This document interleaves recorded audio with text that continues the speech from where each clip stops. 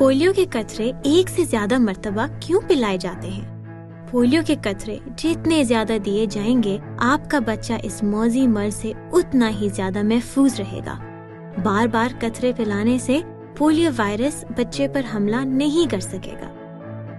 हर बच्चे के लिए कतरों की तादाद मुख्तलिफ हो सकती है, लेकिन जितने ज्यादा कतरे पिलाए जाएं, उतना ही ज्यादा फायदा होता है। कतरे ना सिर्फ आपके बच्चे को पोलियो से महफूज रखते हैं, बल्कि दूसरे बच्चों को भी इस मर्ज से बचाते हैं। देखें, पोलियो वायरस छुपता फिर रहा है। अपने बच्चे को इससे बचाएं। बच्चे को कतरे हर मर्तबा पिलवाएं, क्योंकि यही अमल उन्हें पोलियो से महफूज रख सकता है। आओ सब मिलकर हमेशा के लिए पोलियो का खात्मा करें।